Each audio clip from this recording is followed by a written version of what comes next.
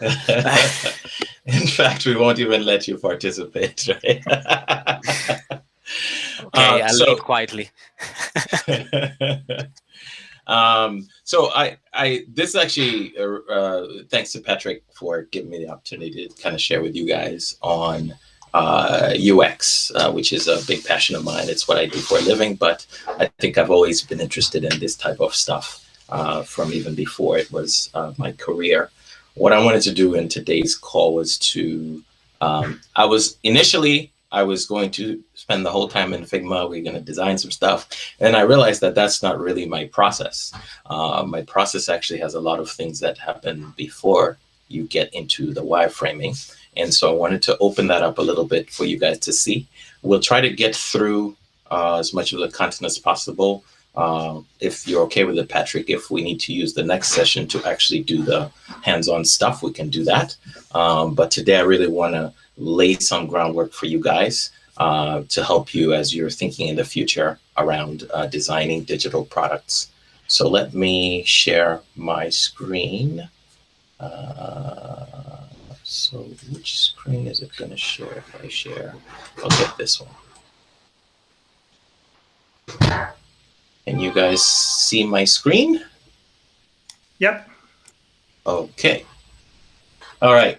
So introduction to user experience, designing delicious digital products. I just like alliteration, so that's why I said delicious. But it's a play on words there. But the idea is that I think when products are sticky or people really keep coming back to them, there's things in it that make it like what I call delicious. Like there's something that delights them about the application. It's solving something that's meaningful to them, and it solves it in a way that feels right or feels like the right way to do it, right? So the next thing I want to do is a little exercise. This is why I was asking everybody to have a pen, paper, pencil. For the next minute, I would like you on a piece of paper to design an awesome bridge. And we're going to show on the screen what we designed. So you guys going to show on your camera. Let me know what you came up with. So I'm going to start timing now.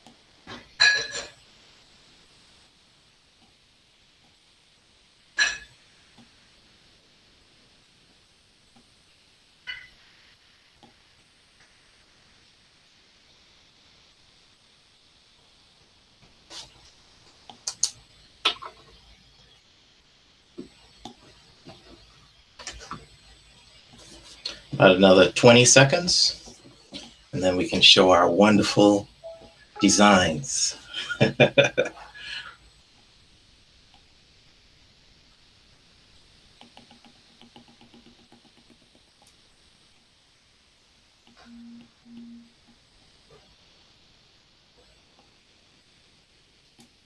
Okay, let's see what we came up with. Can you guys able to share on your camera? I know people aren't up on the screen. Harry, Sam, Enrico, you guys, can you share? Well, just hold it up to the screen. Oh, you don't have, you don't. Yeah. Okay, I see Enrico. Sam, do you have something? Let's see yours, Patrick. Oh, you just hold it up. I'm sorry, I don't have anything. Sorry. That's work. Oh, because you have a background. Yeah. Okay. Okay. Harriet, did you at least draw something? Can you describe what it had? Well, let me. What it has. Let me say that. Like a riverside with grass, and then there's the big river, and there is a I don't know. There's a way probably. Let me check It's like some pillars that hold the bridge up. Enrico, let's see yours again. I think yours look like the San Francisco. Yes, I'm biased. All right. Yeah. Okay. Yeah, there we go. Okay. So we have two options, and then I'm assuming Sam and Harry, yours fell somewhere in that range. We all have a sense of what a bridge looks like, right?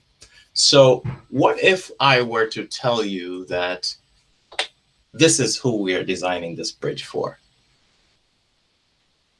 So would that change? I just shared on the screen. So if you were designing the bridge for a deer, would that change what you would think about in terms of what you would include in the bridge? The idea here is that there's always a user behind the design that you're coming up with. And if you don't know something about that user, your design will just be based on what you think might be the right thing. So in UX language, that's usually referred to as the persona. There's a couple of things that I usually focus on around that persona. So what are their goals and needs? What are their pain points? What type of interactions do they tend to have? And then what's the environment that they're in? So for this deer, I made it a little, playful. Their goals and needs: they need to eat, feed their kids, and to stay alive. Their pain points are getting hit by cars, dying, not enough food on the side of the road that they're at. The interactions: other deer, people, maybe predators. And then the environment: maybe they're in forests and trees, they're walking while they're eating, colder weather, sometimes they have to look for shelter. So now you know something about who the bridge is for. That already, but one thing that's missing is we actually don't know why a bridge is needed, right?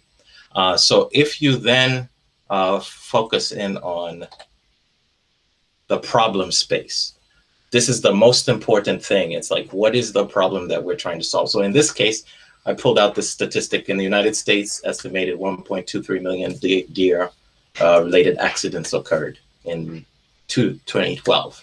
So it resulted in that much property damage, human death, and lots of issues created by that. So the problem space that the bridge was trying to solve was, how do we deal with this issue of deer getting hit? So first of all, the bridge isn't over a river, it's over a road, because the issue is about trying to help the deer cross over, right? And then this is a picture actually of some bridges that have been built this way. They look very different from what we were putting. Oh, Sam is driving. Okay, no problem. Sam, what I was showing was, the first picture I showed was that the persona is a deer. And then the next thing is, if the problem space has to do with helping to save deer and human lives, then the bridge that we're building would look very different from the one that we build to go over water, to connect two pieces of land across water, right? Because this bridge is going over a road, we probably want to make it have more of the environment that the deer is used to. So this picture that I have here is basically they're extending the grass and all the trees and everything across on the bridge. So the bridge isn't steel and cement, it's actually like a lawn. So it's very different design based on understanding the problem space. So the reason yes, Sam? Thank you, Thomas. Yes, Sam, I can hear you. Yeah, great. I'm sorry, I was not able to draw a painting. Sorry about that. No problem. It was just an exercise it's just a simple thing we usually use at the beginning of a presentation to get people thinking about these ideas. So it's fine. We got enough examples to show. Most people draw the kind of things that Patrick and Enrico drew, because we have an idea in our head of what a bridge looks like. So the next thing is the idea of design thinking, okay? So we need to do things in the right order. What often happens is we have like a thing. So in this case, let's build an awesome bridge. And then the who and the why are afterthoughts. So it's kind of like, after we have decided we have this great product that we think is like a really cool idea, then we start trying to find people that would use it, and we start trying to say what problems it's going to solve. It's actually should work the other way around. What ought to happen is you have a why, so you have a problem that you're trying to resolve. And in this case, deer collisions cause damage to people, property, and kill deer. And then the who involved here is not just the deer, it's the deer and the people, right? We may not do anything for the people themselves, but we're going to solve a problem that they have as well by solving the problem for the deer. And then the what is really an important way to think about it in the way most digital products that are successful at design today. Building a bridge might solve the problem. The might is really important because the way that you think about a product is that you know some information that you're going to do an initial, usually call it like MVP version of it, but that has to get tested. So you have some hypotheses or some assumptions that you're making about what might solve the problem, and then you put something together, usually in some prototype form. Prototype actually doesn't necessarily need to be in software. You could actually draw a couple of things on a piece of paper and test it out with people and see how they would, ask them questions or see how they would react to whatever it is that you came up with. The idea is just to test out the idea. There's a famous story about the guy who started Zappos, the shoe store. Unfortunately, he passed away last year, but he knew, well, he had a hypothesis that people would be willing to buy shoes without trying them on, because he wanted to create an online shoe store and actually ship the shoes to people. So what he did was he went to a bunch of shoe stores and took pictures of the shoes in those stores and put them up on a website, and he put it that people could order. Every time somebody would order, he would actually go and buy the shoes and then ship them those shoes that he had bought. He didn't have a store, he didn't have anything, just wanted to test the idea. And he realized that people were willing, if he gave them some guarantees, like they can send it back if it doesn't fit, things like that. And that was, once he had validated that core piece of the idea, then he was able to build it out. And eventually it was a very successful company, ended up being bought by Amazon.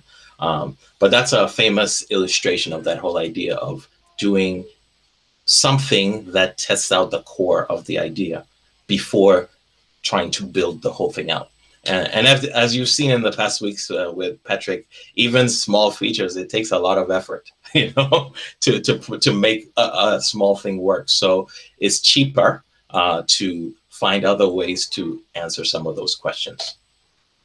So now, if we go into the next thing, why isn't this going? Oh, I keep hitting the wrong. So this is taken off for something I did internally in my company. I had 10 user experience insights for developers, because we have a lot of developers and very fewer UX professionals, but developers need to understand a lot of these concepts because it'll help them to actually build better products. So the first thing that I always tell people is that design is about emotions.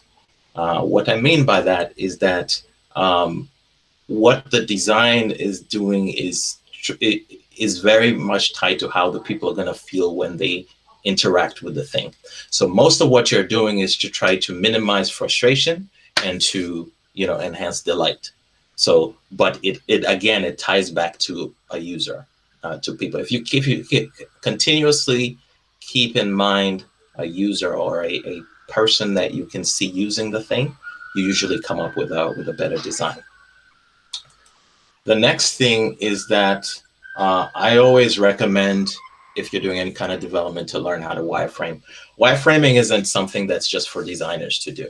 Wireframes to me are what I was talking about earlier in terms of a cheap way to test out things, because a wireframe does not have to be in a sophisticated tool like Figma or XD. It can be, pen and paper. It can be Marco on whiteboard. It's just a way to get yourself to start thinking about how somebody would flow through this application or this experience.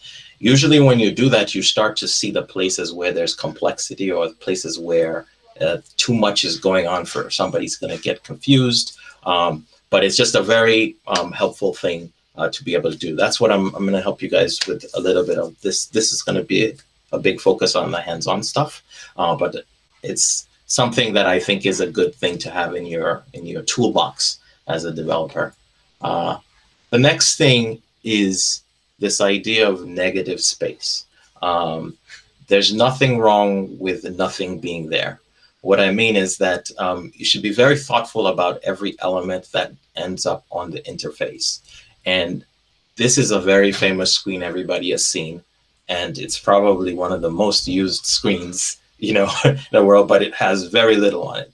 It's because I remember the initial versions of Google. This page was very busy. They used to have like extra links underneath the search thing. They used to have all this stuff, but they tested over time. They found that people really what they use is they go and put stuff into that search box. So what they changed with the interaction, if you notice in Google, they started putting functionality into the search itself. So if you go and you say 2 times 3, it brings a calculator and it solves that for you. If you say, where is this thing? It goes to the maps.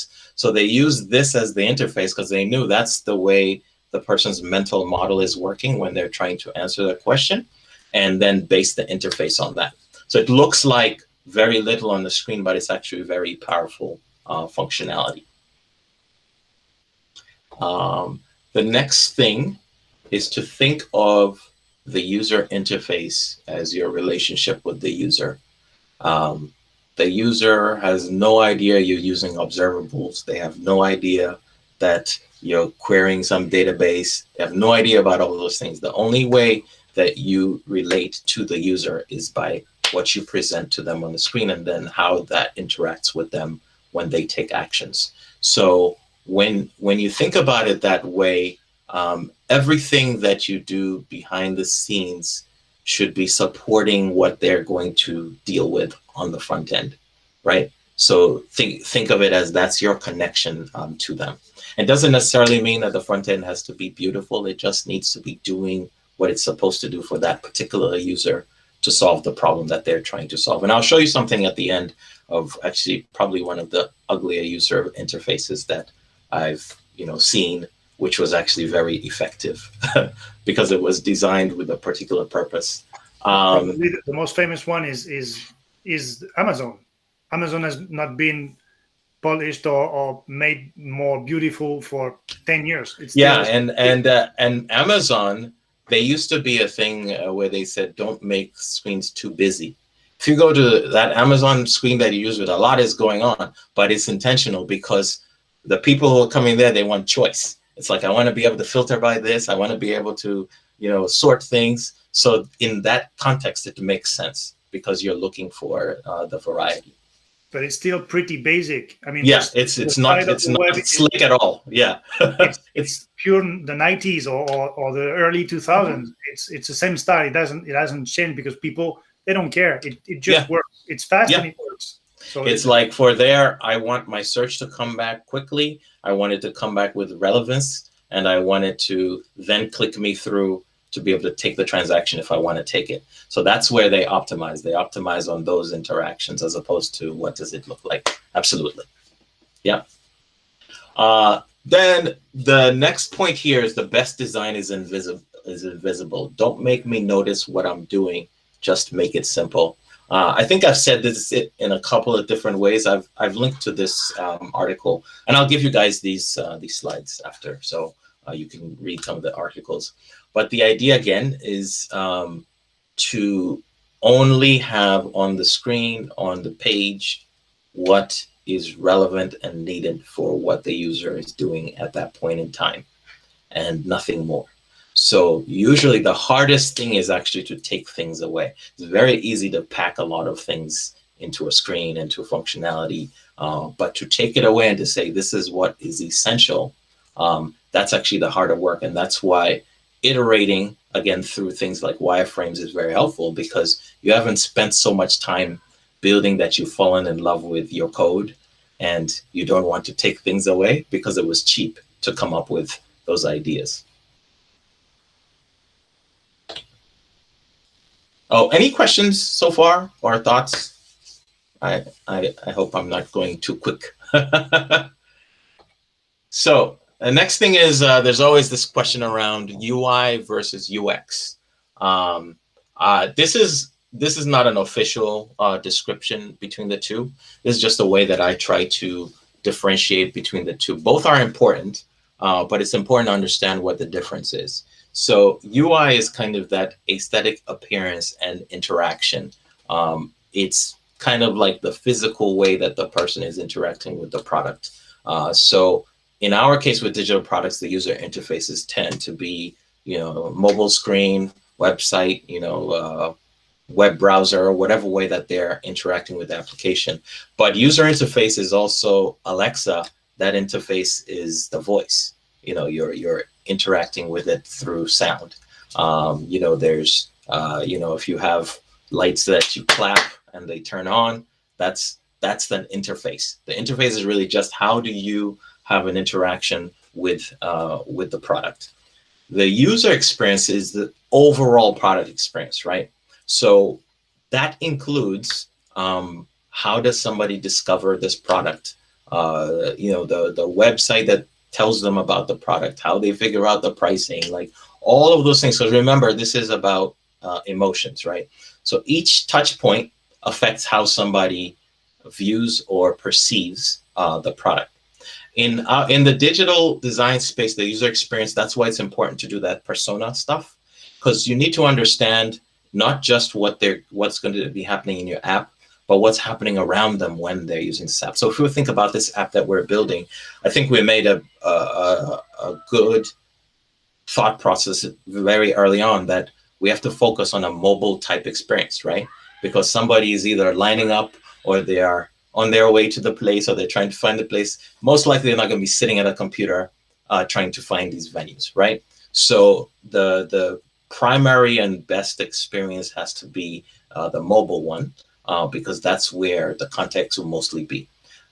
That's the idea of the UX, understanding all of those things around the person, or the user, in addition to how you'll actually deliver that. So your design is a combination of the two.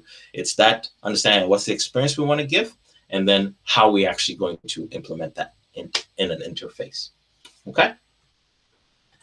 So the next thing is, I like to use this phrase, design is more empathy than magic. I think a lot of times when somebody is not in the design space, it feels like a magic. Somebody goes away, you have an idea, they come back and they come up with this thing, which is just like, how did they come up with such an awesome thing? Or how did they come up with this idea? I think the best designers have a high level of empathy. Empathy is kind of being able to put yourself in the shoes of another person, right? So if you take the time to really understand what the user is trying to accomplish, I always think in terms of tasks and flows, right? So if you break down any application, there's a set of objectives that a user has when they are interacting with that application. And the user experience is what is the process they go through to achieve that task, right? So if we go back to the example of Google or even Amazon, the objective is, I want to find a birthday present for my son. So then it's like, okay, I have an idea that he might like, maybe a basketball. What's best basketball I could get him? So now when you go to Amazon, you are that user. The objective is to find the options of the basketball. So maybe they do the search. Now those options come back.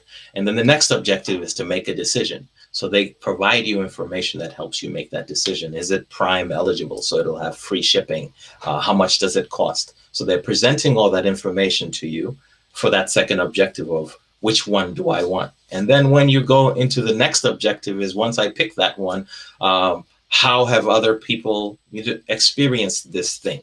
So that objective is the reviews. So now I'm reading through the reviews. Okay, now I really want to buy it. Next objective is, let me actually purchase it. So you hit the button. Now, next objective is pick your payment options. Each of those eventually become features, right? But if you think of them in terms of objectives, you'll always make the right linkages of how somebody flows through it, because you have a mental model of how they may be experiencing the application. So the empathy piece is a really important one. And then design is a continuous process. I think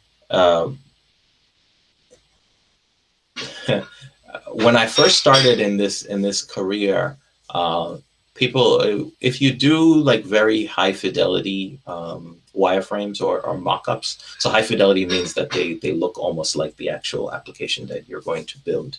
What I found was that people give you less feedback because they think it's finished.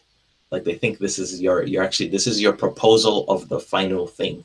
But what you actually want is to iterate on people reacting to things and to make it better.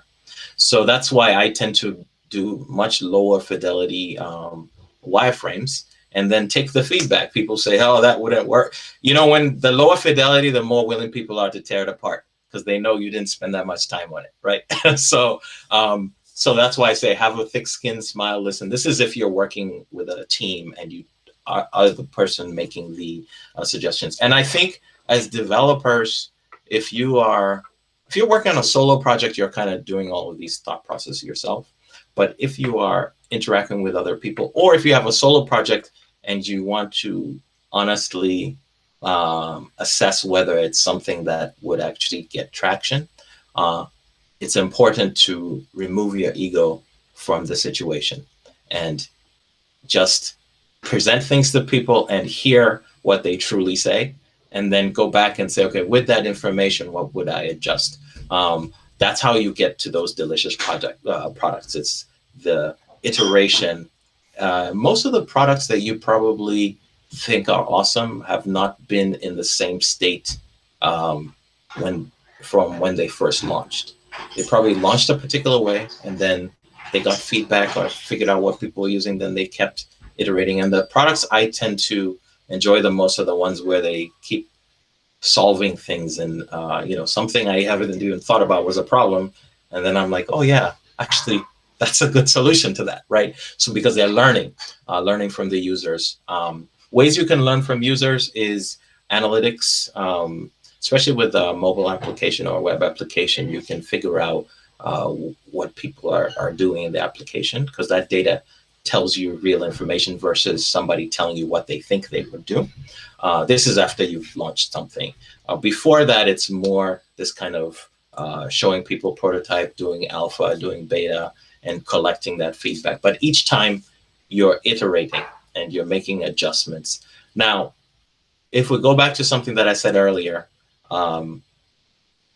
you have to think of the initial versions of your product as a minimum viable product that is testing a hypothesis, right? That's testing on some assumptions that you have about what the product is going to solve. If you have that type of mindset, it's very important to know how are you measuring whether or not that hypothesis is proven or unproven, right? So if we go back to the Zappos guy, he probably had some, percentage that he said, I'm going to see if X number of people out of this number of people actually buy just by seeing that website. And if they do, that means I think this is going to, catch on, right? So it can be something very simple, but some way that you're going to not just throw something out in the wild and wonder or guess, or based on your own experience. I think that's a mistake all of us make, is you think the way you think about an application or a product is the way everybody's going to think about it or experience it. And then it's your value system and what you like that's built into the thing, which may not reflect what the market is. And then you have a mismatch and it just doesn't catch on. That's probably from my experience working with teams and people, more technical people, not people usually more familiar with design thinking or UX in general, is they don't adhere to one of the principles, which is don't fall in love with your ideas. Maybe you have a good idea at the beginning, but you have to test it. You have to get feedback from other people, and maybe you get the surprise that your idea is only good for you and nobody else is interested. That doesn't mean it's a bad idea. It means that it's not a good product to sell. Yes. So you have to get rid of your ego, as you said. And the other thing that I've faced with a lot of developers is that they're trying to convince you as a user that what they've done is cool. Is the way you should do it. Right? And I'm managing those teams, and I'm trying to do the first testing before going to other people. And it's very hard at the beginning to convince them that that's not the way it works. I mean, you have a good idea, you test it, and if you're lucky, it works, fantastic. But if you're wrong, it just means you have to keep working and iterate. It doesn't mean that you didn't do your job. You just tried something, it didn't work, try something else, or get the feedback and incorporate the feedback inside your ideas and go iterating that. But it's so hard to change the mindset of the people that are developing, because I've done that thousands of times. Yeah, you're still developing applications, so it means it's not really successful, right? Yeah, I used to when I was I was a business analyst, so I used to write specifications, then the developers develop something. Now we get into testing, and every time bugs come back or things that the users don't agree with, some of the developers had a mindset that these are dumb users. Like, why can't they figure this out? Like, why isn't this? They should do it this way. And so what you're doing in that sense is you haven't really put yourself in the shoes of the users. What you're trying to do is, again, you think your thing, you're falling in love with what it is. And that's also why I advocate so much finding cheaper ways or smaller bits of the thing to put out there, so you can mitigate that a little bit, right? So you can not feel like I built this whole application now. Nobody's using this thing. Always baby step and test and try and iterate. That's probably the main focus. Yeah, absolutely. Okay, the next thing is finding inspiration. You don't have to be an artist. I have this with an asterisk: steal stuff where you can. It says use other designers' work as inspiration, but don't copy it or call it your own original work. Just focus on the concept. So I really like Dribble, and there's other things you can do. Sometimes you just search, you can just search in Google and things come back. But if you have a particular interaction or a particular type of screen, like a couple of years ago, I was designing a small, application, and I wanted to figure out the best way to do like a sign-in screen, because I hadn't done that before. I looked up ways that more modern sign-in screens are looking. Where do they tend to place things? Dribble is really good. I would caution you a little bit on with Dribble. Sometimes things look really pretty, but if you actually made that application, the experience wouldn't be that great. So you have to combine the two things. You get ideas from Dribble. A lot of it is visual design, but there's some interaction design as well.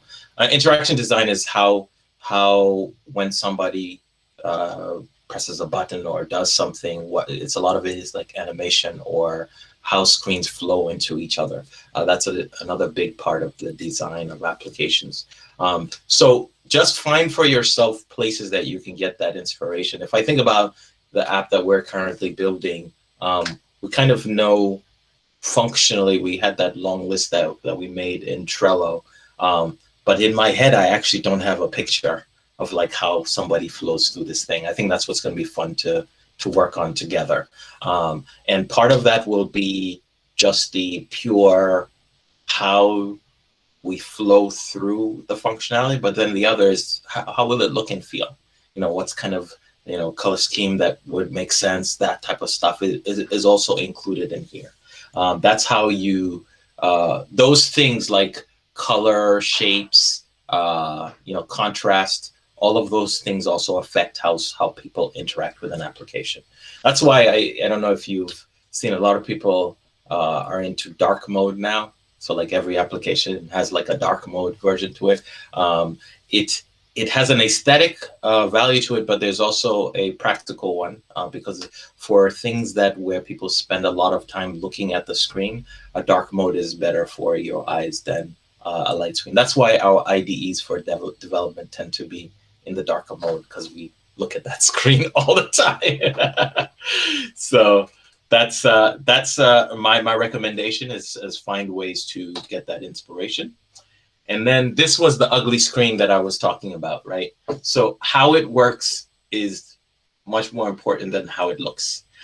This is Craigslist. I don't know if you guys know what Craigslist is. This is a website that was built, I think it was primarily in the US. And it was at a time when, before Craigslist, the way people used to like buy used furniture or find, ad hoc jobs and things like that was these classifieds in the newspaper. And the way classifieds were set up is it would be at the back of the newspaper, and it would be all in small text, like in sections, and you kind of find house for sale, all that stuff. So this guy had an idea with Craigslist. What he did was he basically created this. It's very text heavy, but the people were coming from a text heavy context anyway, so they wouldn't care about that. What he added here was that you could search and you could find things geographically, which was really powerful. Because you could say, okay, I live in New Jersey, I live in Sayreville in New Jersey, and I'm looking for a couch. And it would find the answers. It was all just text, very, very minimal CSS, like there wasn't much design to it. But functionally, you so quickly got to what you needed, and then you could reach out to the people and so on. And also on the flip side, it was so easy to list something because those classifieds in the newspaper, it was a whole cycle with paying money to the newspaper. You had to be a week ahead of time to submit the thing that you're listing. Now this guy is allowing you to do it for free, right? To just put up your stuff. So he didn't need to have a super exciting looking site. He just needed something that solved those two problems. So it had intuitive categories. It was only seconds to find what you wanted, and it was optimized for the speed, not the aesthetics. So this user experience was awesome for the people who needed to use it. So that's just to underscore that point around don't get stuck with visuals so much. It's important for things to look nice. That's part of how people delight in applications. I know most of my favorite applications also look awesome, but that comes after it. If it looks awesome and it freezes, I quickly lose my love for that awesome lookingness, right? So. Are you talking about Windows? I'm talking about some of the applications. So I'm a big user of Evernote, and they just updated the application. Before that, I was getting a lot of freezing when I open a note and it doesn't render. So I was starting to get my love for this application eroded because I need to get to my notes when I'm trying to answer a question. I need to come up quickly, right? Okay, so we're not going to read through every one of these. There is something called usability heuristics. I was trying to think of what are some practical things that you can use to decide whether or not you're creating an interface that is going to be good. And one of the ways you can do that is by looking at what they call the usability heuristics. This is something that came up with this Nielsen Norman group. That's a great website for a lot of user experience type articles. And this is a way that you can kind of look at an application and ask questions around each of these areas. So visibility of system status. The design should always keep users informed about what is going on through appropriate feedback within a reasonable amount of time. So that's what, a notification that comes through after you submit saying successfully submitted, different things like that. It's always like, what is the state of this application at this point in time? The reason I have some of these cards as green is I wanted to show you, okay, so visibility of system status. I used these dots at the top to give you a sense of how far along are we in these slides. So now you can tell that we are at the end of the main slides.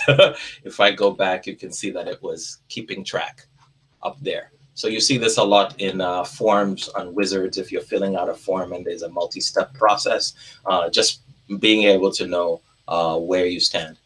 Consistency and standards. I always had the header up here, and if there was subtitle, it was down here. I use the same font everywhere. That's something I didn't put in here, but it's really important. Most of applications have probably 70 to 80% of it is text. So the font that you choose or the typography and the decisions you make about typography are very important to the experience people are going to have with the application. So here I kept the consistency in terms of the colors that I used. It was a small palette.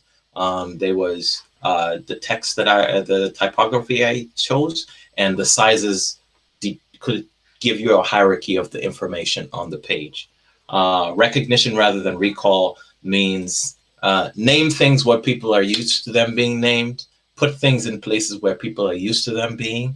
So sometimes people try to be very innovative and you know, move the you know, the little hamburger menu that's usually at the top, that if you press on it, you see the rest of the screen. Imagine if you put that in the middle at the bottom. You know, that may look cool, but now the person has to think extra because they're used to every other application they go to, that thing is in the top left.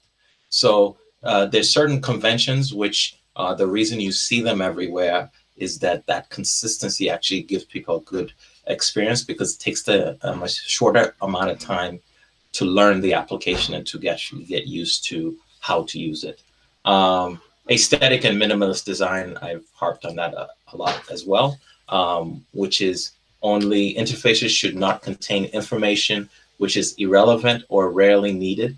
Every extra unit of information in an interface competes with the relevant units. So think of it that way, like each time you add something, you're making something else stand out less or harder for it to be prominent. So that's why there's an idea of hierarchy of information, where you think about what's the most important thing on this interface, make sure that's the most prominent, and then everything else should be kind of secondary. Either you can use color, size, location on the screen, many different ways that you can make that hierarchy happen.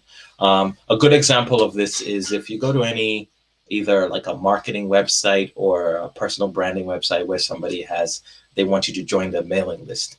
The button for that mailing list will be in a color that you will quickly notice when you get to that screen. That's called a call to action, because the hierarchy is that they want you to kind of learn quickly about what they want, but they want you to take action. So that button could not be a small button that's in the bottom in a color that you can't see, because it's important for the action that they're trying to drive the user to take.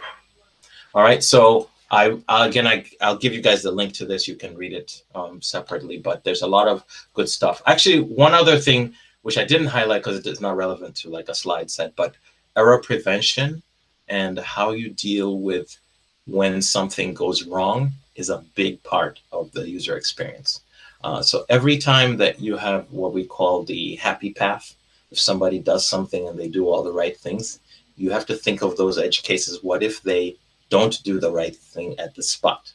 What should happen? One mistake I've seen is when I'm in an application and I get an error message that has like some code in it, you know, like it's like X30 what, you know, instead of a human readable error that says, you know, the email is wrong, or we didn't get back this record. You know, it has to be in something that the user would understand and also potentially tell them how they can resolve the error. So what should they do to get out of that error state? All right, this topic, accessibility, designing for everybody. This is actually a really important topic that has become kind of front and center in the past few years. So accessibility is about how users with disabilities access electronic information and how web content designers and developers enable those pages to function so you can give assistance to the people with disabilities. Oftentimes when you hear disability, you're thinking that you know, it's somebody who's blind, somebody who can't hear, but there's a wide range of reasons that people have accessibility challenges with digital products. You could have somebody who temporarily has an accessibility issue. Maybe you broke your arm and that's your writing arm. So now how can you, without your mouse, be able to navigate through a page?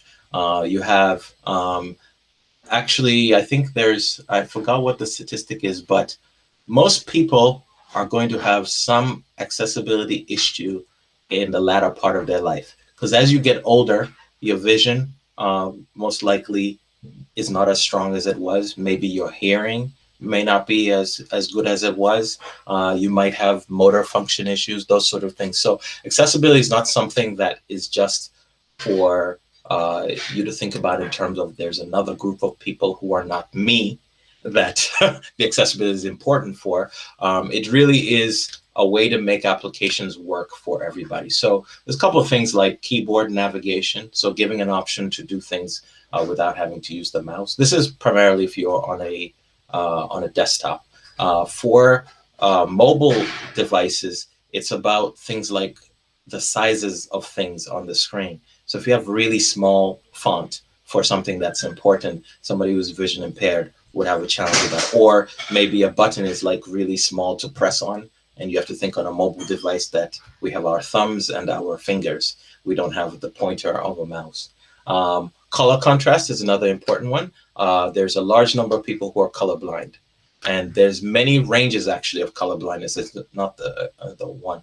One of my brothers is colorblind, and that's how I learned about what color blindness is, because there was certain scenarios where he could not distinguish. He buys his clothing in a particular type of colors because he knows he can distinguish those and match them. Because if he buys colors that are in that range where he confuses them, he could end up dressed a particular way, and it doesn't, doesn't make sense at all. On digital products, this has to do a lot of times with text, the color contrast. So is something readable for somebody who's colorblind? Also, the way in which you give status or state, so a warning message, or what color you use for an alert, all of those sort of things, you have to take into account accessibility. And then Zoom, this isn't referring to video conferencing. Zoom is how your application works at different zoom in points. This again is primarily web, but I think on mobile, it's that whole pinch and zoom idea. So do you have different levels of zooming in and out so that people with different vision challenges can still use the application? This is a very large topic. I'm by no means an expert on it, but it is something important to consider. What I actually have I do most of the development I do is in React, and some of my personal projects I've started looking at libraries where they're focused on accessibility. So if you use that component, it has some accessibility features built into it already. Because if you try to do the accessibility stuff from scratch yourself, it's a lot of work, testing it and all that stuff. So to the extent that you can find pre-built things or pieces that have already passed the accessibility pieces, and then you compose those, you are in effect putting this agenda, front and center. And in the company I work in, it's a big focus right now as well. I don't know if it is for you, Patrick, but accessibility is something that actually no, it's being mentioned everywhere. Mm-hmm. But everywhere else it is. I mean, basically because in my environment, it's just business to business. It's more internal apps or apps that we are providing to high-level client other companies. Yeah. So there's no, I mean, the percentage of people with some kind of disability is very low. However, if you're targeting retail, then it just explodes. Yeah. If you're going to be straight to consumer, you absolutely have to have this as the focus. In my company, actually, one of the things they're starting to focus a lot on is a subset of user experience called the employee experience. So they're considering that the products that the internal people use as well, we have to make sure that that experience is up to par, because it affects employee productivity and the ability for people to do their jobs well, and so on. So that's why they've kind of focused on it everywhere. I think you're going to see that trend continue because it's actually a differentiator now. So that's everything that I had in terms of theory and concepts. Questions or thoughts? Have you guys interacted with any or all of these ideas before? I think when we first started, there was other designers in the group. Is that correct? Any of you guys, Enrico, Harris, or Sam, are you guys in that design world? Not really, no. Okay.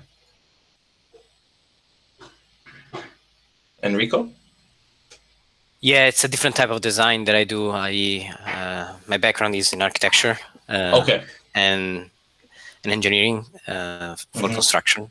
Okay. But I do like to play a little bit with UI and UX. So yeah, I try to learn whenever I can, and like this presentation was very, very helpful, and it opened my eyes and my mind too on certain things that I never thought about. Yeah.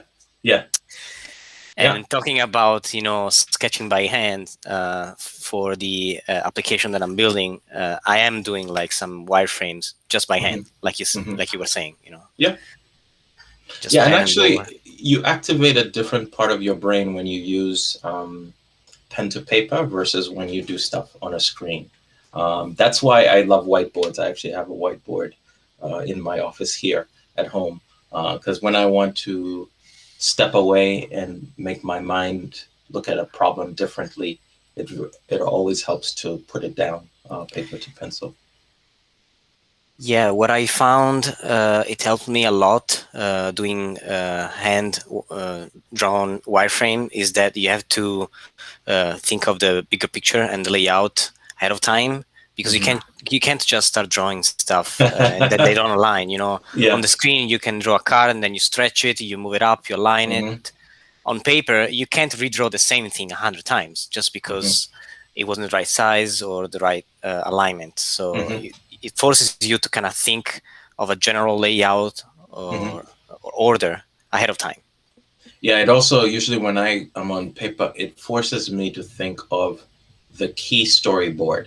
It's kind of like, what are the key points that the person is going to, because again, you're not going to draw out the whole application by hand, but you have to think about what's the key layout, key screens, how do they connect to each other. That's very helpful to do on paper. Any other thoughts, guys? Before were you guys all able to get access to Figma? Yes. Okay, so let's play a little bit. So actually, everything that I just did there was actually in Figma. So I'll show you. Figma is actually good for much more than wireframing. All these slides are actually in Figma. So I'll share you guys the Figma link. But I wanted to show you guys a couple of things that I used in here, and then we'll back up and talk about how you would jump into the wireframing process. Figma basically is broken up into, if you've used anything like Illustrator, Photoshop, any of those other design type tools, I think XD is a little bit similar as well. There's a concept of in Figma, it's called a frame. So it's basically a way in which you encapsulate a set of information. If I zoom out, you can see that all of my slides are a set of frames, right? So each frame is then represented on the left side as a set of layers of information. And you have different type of components. You can have shapes, you can have text, you could have an image. Those are all the kind of building blocks. And then on the right side is things like what colors you're going to fill things up with, picking your fonts. If you click into a text layer, it'll have what the font is. There's a lot of different options that you can play around with. Now, a lot of those options are mostly when you're getting into higher fidelity type designing. You don't need necessarily to know a lot of these things and what they do just on the outset. The other thing that I want to point out before we go into how I would approach the wireframing thing is there's a very cool feature called prototype mode. That's actually what those slides were in. So when you're in prototype mode, it takes the frames and puts them into a screen. Now, I just had mine sharing the way you would share slides, but you can actually, if you were working on a mobile application, you can put it into an iPhone. You can put it into looking like the actual application that it's going to be 4. And then what you can actually do is, this is going to take a while to load, so I'll close that. So imagine if, let's say I wanted that if I press this blue button here, that I actually go to the slide. Oh, let's do it this way. If I press this one here, I go to the slide that represents it. If I press the last one. If you go into prototype mode, what you can do is you get this little dot here. So if I take that little dot, you'll see later how this is useful, but I just wanted to show you in this practical example. If I take this little dot, I can actually make a line to, where's that slide? To this slide, right? So now what I've said is that when I click on it, it's going to take me to that last slide. So then if I go to the actual prototype, so think of this in terms of if you were trying to, again, cheaply test out what your application flow is going to be, you can design a set of wireframes which actually have the click events that lead you to the next screen. You can actually get pretty sophisticated in Figma. You can do on-hover events, you can do animations, all sorts of things. I've seen people, basically, it looks like a real app. So this was the one that I did, and I said that if I press here, it takes me to that screen, right? So that's just illustrating the concept of a prototype. The last concept that I want to show you through here is the concept of components. This is a very powerful thing in Figma because what you can do is very similar to how we do the components and code. If you have a piece of user interface that is going to be repeated and used in multiple places, you can create a component of it and then use instances of that component in the screens that you're using. The reason that's powerful is that if you decide to change how that component looks or how it behaves, you can change it on the master component and it will change everywhere that you had on the screen. So the example of that in here is I created this thing. Let's get out of prototype mode.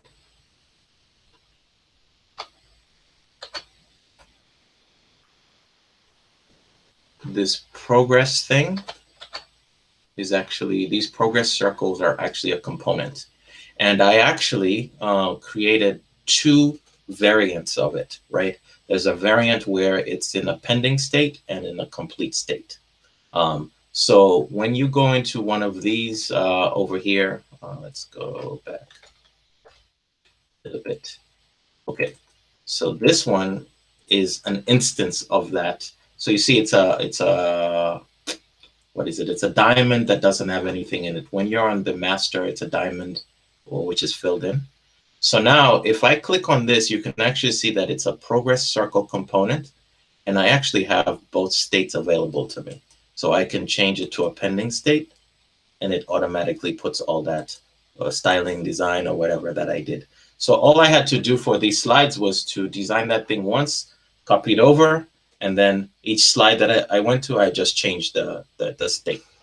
This is very powerful because you can make components that are made up of components. It's the same idea as when we do in applications. So if you're thinking of a screen can be made up of a set of components which themselves are also composed out of other components. So those are the key big ideas that I wanted you to get from here. So if you guys, you can open up your Figma instance and go to this site, figma.com/community. My recommendation is to always just find starters or what is kind of like template files that already have the components that you want to wireframe with, rather than trying to make it like your own button and all that stuff. Because what you're trying to do is to get an idea of the flow and to think about how things will sequence. You're not necessarily trying to design the screen when you're coming up with wireframes. So there's actually a really good one. I think I had posted in the chat in the Slack on the wireframes. This one, which is the Fig Pick. It's called Lo-Fi Wireframe Kit. If you just hit up here and say duplicate, what it'll do, my Figma is very slow. Maybe there's too many things running on my computer. What it'll do when you hit duplicate, what it'll do is it'll put into your account a copy of that template, right? So now you should all basically have something opening up that's called Lo-Fi Wireframe Kit. Let's see. I apologize for the speed of my computer. I think it's too many things going on. Video running, Chrome, sharing. Uh-oh. Let's wait. Maybe I should close the other one. And I'll close Trello as well. I think Trello uses up resources as well. Okay, so something like this should have opened up. And you can see that it has this cover page which says start here. And it shows you basically just that this is a starter file. You can then kind of rename it up here. So I could just say, you know, app. And then what I usually do is, so this particular file, they have created a whole set of components for you. So if you click on the left here, you can actually see all of the components that are available. They have buttons, they have icon buttons, button group, text forms, all this sort of stuff, right? They have examples of using them. So this is an example where they've composed it into a social media look and feel, a web application. Again, that's just showing you examples of using it. So what I usually do is I will create a new page. So you can just click this button up here and we'll just call it wireframe, right? And then the first thing is, okay, maybe since we said this was going to be a mobile application, let's try and create a frame that is for a mobile. So if you click on frame up here, or you can actually just hit the letter F, you'll see that your mouse becomes like a cross. And on the right side here, you have a bunch of options. So you can pick actually any of these form, tablet, desktop. I was using presentation for the presentation I did. You know, let's pick the iPhone, maybe iPhone 8 Plus. Is that a recent iPhone? I don't know much about iPhones. I don't know. Mostly use Android. So now this is what's called a frame, and it's you can think of it as a unit or a screen or just like a starting place. So let's take the example of maybe what we want to do is think about, I guess let's think about the thing that we've already started to work on, when somebody first comes to the landing page and they need to sign in. What do we want that experience to be like, right? So since we are using, we're using like Google sign-in only, right? Is that what we did? We only implemented Google sign-in, right? So we could, the cool thing is that to access those components, there is this tab here that says assets. Will actually show you all of the components that are available. So the first thing I would do is probably pick a device, since we want it to be framed like, and we have it as an iPhone. So I put that in the frame, and you can actually resize it to fit. It should be able to fit. Let's make sure it fits in here properly. Right. So now we have our screen, right? And then we probably want, I think we had said there was like some sort of background image or something on that first landing page. So what you can do actually is you can put a shape.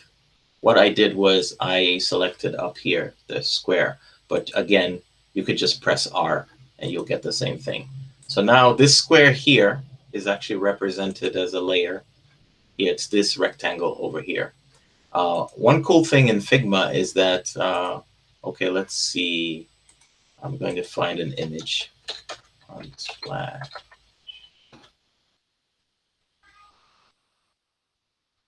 Let's find, what is it?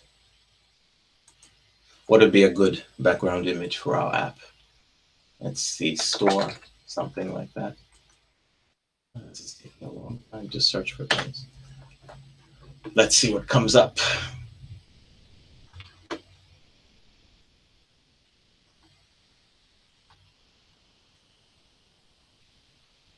Maybe it's something like this. Let me just pick this. So I will download this app, this image. I'll get a small version of it.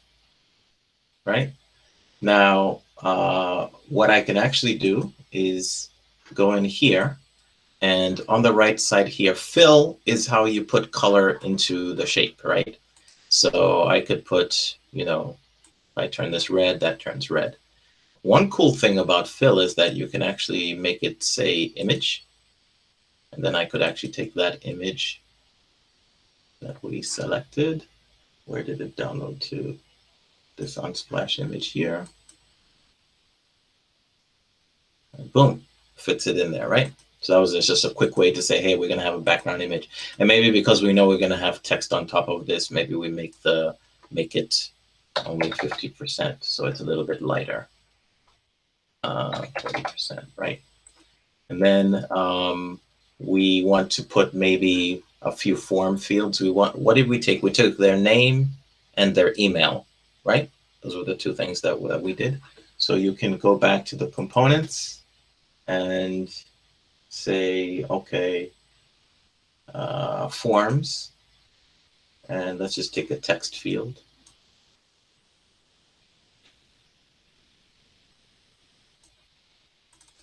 And you can change this to be name. We don't need anything in there. And you can copy the same thing over. If you hold down Alt and drag down, you can copy the same thing over again, and it'll align it for you. And we wanted email, right? I think those were the two things. And then we had a button.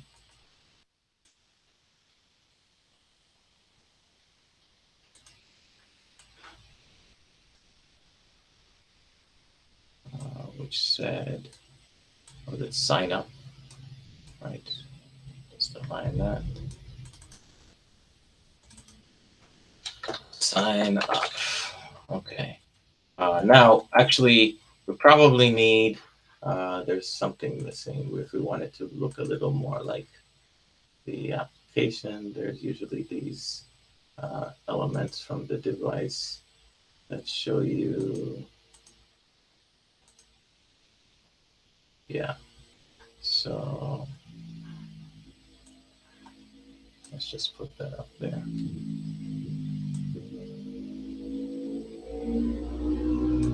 That's a little more realistic. See, we didn't have to draw anything. We just drag it in and we have it there, right? So the interaction that we're expecting to happen is that they're going to fill in a name, an email, then they're going to press sign up, and then it'll take them to another screen that basically is that first profile page. We're not going to design the profile page today. What I'll show you is kind of how I would approach illustrating that if you wanted to do it as a prototype to show other people. First, let's get rid of this fill. Okay. So if you press Control D, you get a duplicate of the same screen right next to it, right? So what I'll do now is I'll take this version and I will put in, actually, let's go. We want to get the text in there, right? So reset all overrides because we had lost this text inside. So let's just do as if they put in both name, Thomas Lukoma, and the email. We'll do both.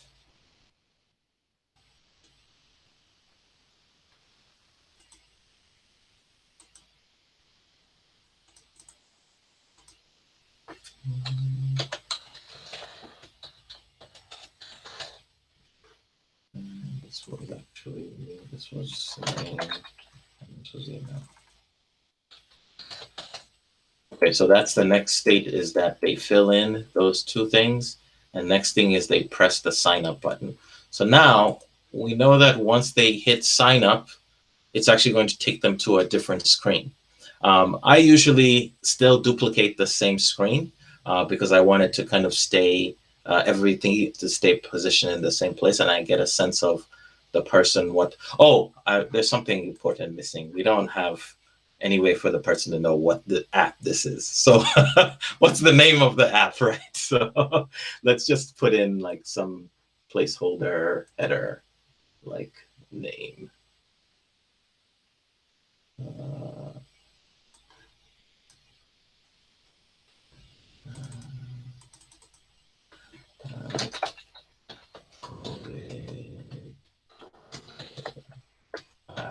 Where is COVID available? What do we want to call this? Like,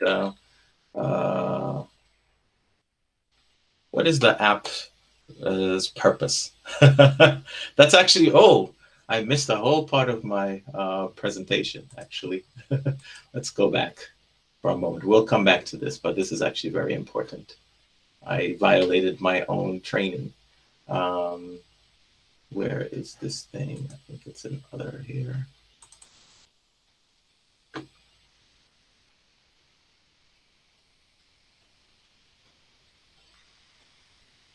The last slide was actually some discussion we needed to have.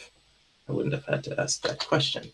Okay, so in our app, we need to do some design thinking light. The first thing is, what is the problem statement?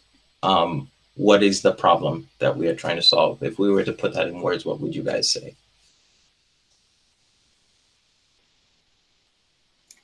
Harry, it's your ID. Okay, so well, it's my idea, but what I have in mind is very much different from like what you guys thought. So, as Thomas said, I'm gonna say what I think, and then we can discuss on that. Yeah. So the problem is that I'm gonna talk about like how I first thought of the idea. Is that there is a little stadium close to my house where people go there and run or walk, whatever. Mm-hmm. So because of COVID, they now have to keep track of who's going in and out. So in a potential case of COVID, the other people, can get they can Mm-hmm. how do you call that? Track the COVID thing. So right now, this is happening by people going there, going to the receptionist, touching the same pen, writing their name, surname, and the time they got in, and then signing the thing. So, this also results to huge queues of people, lines of people. So, like that's very bad because people can get COVID from this. Lots of Mm-hmm. people like close to each other, and they also touch the same pen. So the problem that we're trying to solve, I don't know, like how would you describe that? Let me start. I'll try to type something. We can edit as we go. Because of COVID, venue owners have to keep track of who comes to their venues in the case of a positive case that needs tracking, that needs contact tracing, right? Mhm. We can take up more space with this. Let me make it a little wider. Focus in on this. Because of COVID, owners have to keep track of who comes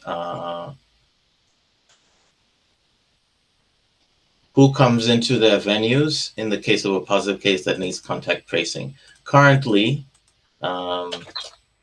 currently this tracking is done very manually.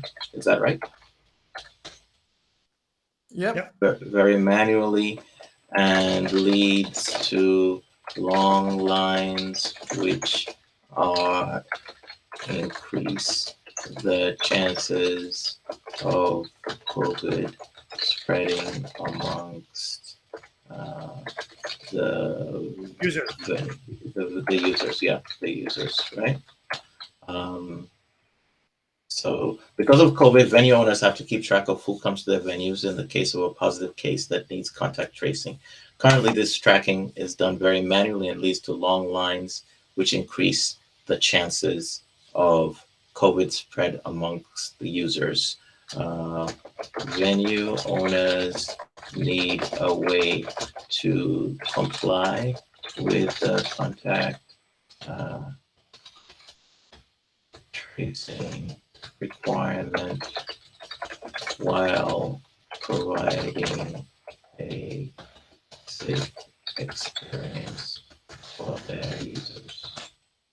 Something like that. So just broadly, we're trying to deal with the safety of the people that attend, as well as allowing the venue owners to still be in compliance with what the requirement is for them to track. Does that capture it, Harry? Yeah, exactly. Okay, great. All right. So then if we think of in terms of persona, there's actually, let me move these up a little bit.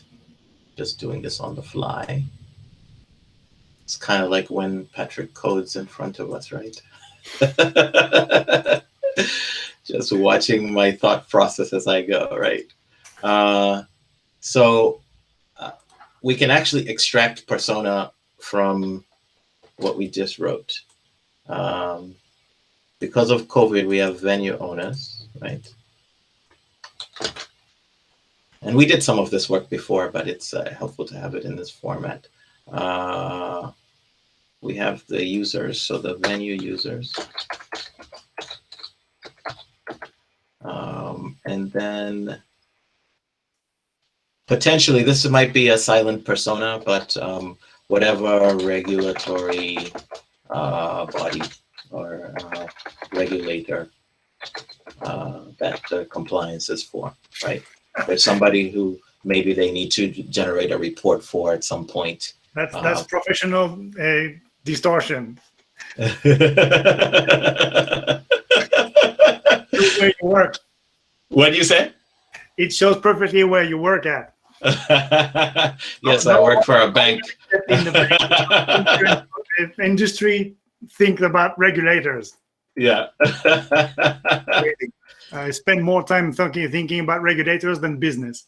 Yeah, exactly. Well, because you can be out of business if you don't comply, right? So it's a big part of your business. Okay, so now the reason I put this feature focus is what's the first hypothesis to test, right? So there is a bunch of implicit assumptions in here. The biggest one is that, oh, am I still sharing? Yes, Can you guys still see my screen? Okay. Yeah, we'll see. Okay. One of the implicit assumptions is that venue owners want to solve this. That's like a big assumption, which we can just kind of say is there. We're also assuming that the only driver of those long lines is the process in which they are doing this, and that by solving that process, we solve the long line issue. So the first thing, I think, again, this was probably the right call. It's very venue owner centric.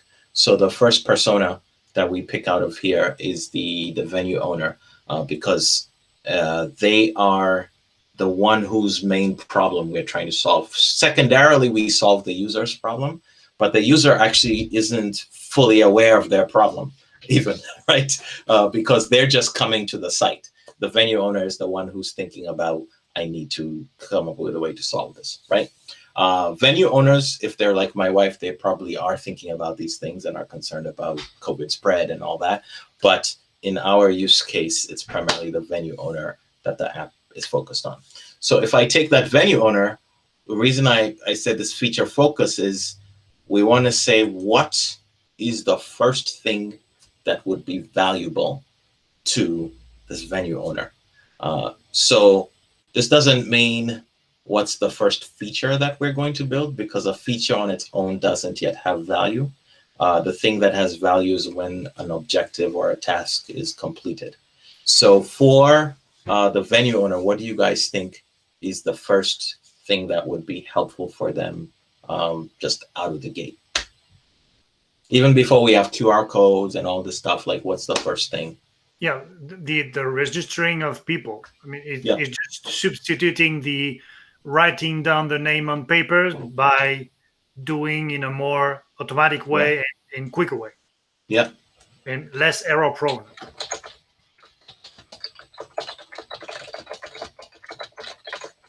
And registration of the users will decrease errors and increase the speed at which venue owners can Admit them, no? What did you say? Admit them or allow entry. Yeah, venue owners can admit people. Okay, so this is the first hypothesis to test.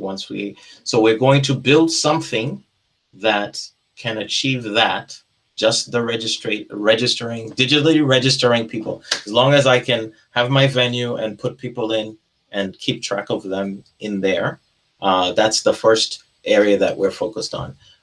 So then what I would do next, that we're going to run out of time, but maybe we can focus on next week. And also homework wise, what you guys can think about is play around a little bit in Figma. Instead of screens, for now, just use Figma to, in a very lightweight way. Let me show you what I mean. Where did that, lovely drafts, I think. Yeah, it's here. So just do it with boxes and text, and just say, write out the flow that would get us to this, that objective. So what are the things that would need to happen? So for example, if I go here, so.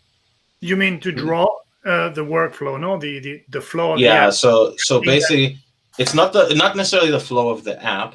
It's simpler. Process. So what I would say is like, so this is the value journey, right? I would call it something like that, right? And what we're doing is we're saying,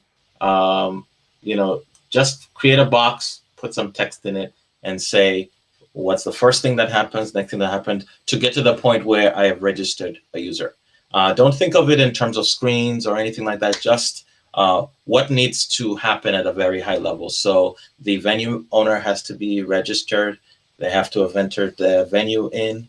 When somebody comes, they need to take the names, the details, put them in and submit them. It might be as simple as that. Maybe there's a couple of steps that I left out. But just put that down. And then if you're ambitious, try to take one of those boxes and think of what would the screens be for that box. So each thing is basically like a task or an objective that they're trying to do. Does that sound like doable for you guys? Sure. Absolutely. Yeah. And just use that wireframe components thing. So don't worry about what a button should look like or whatever. You can just place things from there and drag them in. Okay. And then we'll play around with what we have next week. Perfect. All right. All right. I hope this was helpful, guys. I'm always open to feedback and things you would like to know more about. I'm happy to deep dive into as well. Perfect. Well, thank you very, very much, Thomas. It was really, really interesting. Yes. Thank you, guys. Yeah. All right. Thank you, Thomas. No problem. I'll talk to you all later. Okay, perfect. See you next week.